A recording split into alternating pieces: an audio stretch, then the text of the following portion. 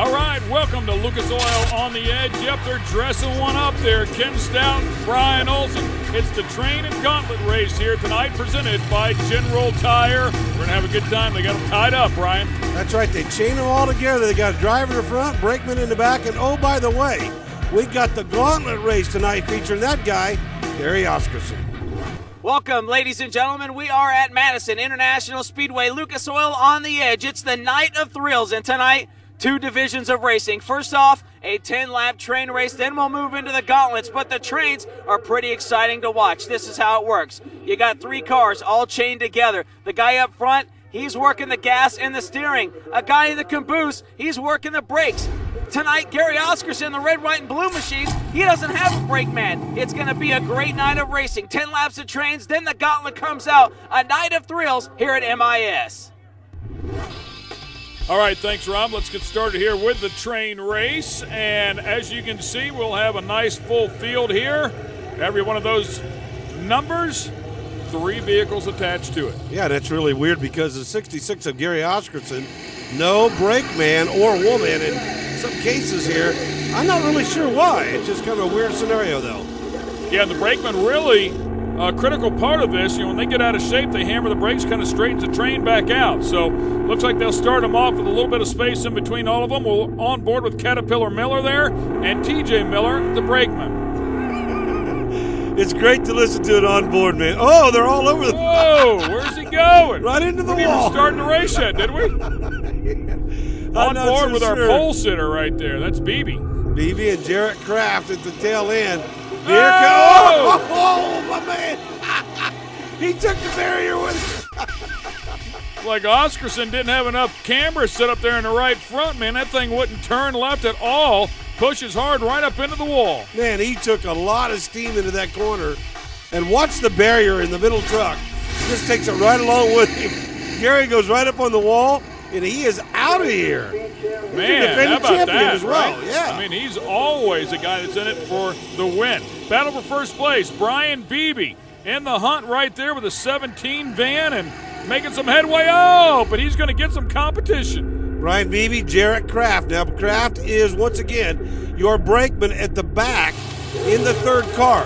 Nobody in that middle car. 3 wide, baby, in the train race. Caterpillar Miller really having a tough time out here. Oh, Caterpillar, who generally doesn't struggle with that big old 57 machine. Got a little bit crossed up right there and now heads towards the guardrail. Actually got straightened up when he made contact. However, with that middle car, it's kind of tough to get yourself organized when you got so many cars pulling in opposite directions. Yeah, and he doesn't have his middle car tied up tight. You take a look at the veterans, and that middle car does not move very much. Again, that 17, that's the one to watch for out front. That's Brian Beebe once again in that DeWalt sponsored machine. Beebe getting it done out there, man. Hey, looks real good. He's using that outside, trying to keep that momentum up. Of course, the shorter way around, down underneath, but it looks like he's got a huge lead going into the turn every time. Goes right by Caterpillar Miller right there. And once again, as you mentioned, Ken, some of these things are not quite as tight. The middle car, that is. You can actually see the wheel spinning here behind the 17. Meanwhile, take a look at the truck, which is running first and second right along with BB, and you'll see there are no front wheels, and it is tied up tight, as you mentioned earlier. Oh, and there goes Jarrett Kraft, the brakeman. He's broke loose from the train. No more caboose for BB. Didn't look like his brakes were working that well.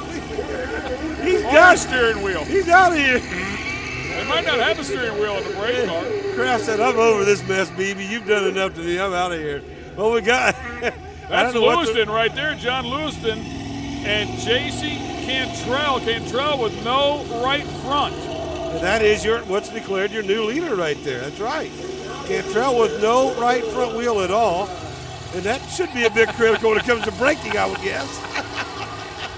That's not maximum grip right there, I don't think, when you're turning left, but it is a nice spark show. It does look good for the fans, but it's not good for the brakes, and also it's taking a lot more for the truck to tow around. Look out now. Here we go, the 43 jumping into that. Jim Rosenberg and Ryan Hall. Oh, they are mixing it up on the final lap, Ken. The 431 trying to hang on to that thing, not getting a whole lot of help from that minivan in the back. Now he's got it straightened out a little bit. This may be too little too late because right there was the white flag. So only a half a lap to go. And we will declare a champion right here in the train race. Rosenberger and Hall, after battling so hard with Beebe and Kraft, are going to come around with a checkered flag and get the win. Snuck right up out of the middle of nowhere and did quite well right at the end. Did it when they needed to. Rosenberger and the one and only Ryan Hall, your champions. Here's the path for the lead, just prior to the white flag. Yeah, boy, I tell you, man, that was pretty good action right there. He just came whipping in. You know, he was running the bottom line all night long, Rosenberger was, and really seemed to make it work for him. Just think if you're the trail car, I mean, if you're the guy on the brakes on both those things and you're in minivans. Here's your final results. Congratulations to Jim Rosenberger and company. Let's go down and talk to him. Jim Rosenberger, hey, congratulations. Nice run for you. You guys were all over the track, but still it was pretty quick. Yeah, well, you just kind of go with what you got, and I wasn't sure if we were going to keep all our cars chained together at the end there or not.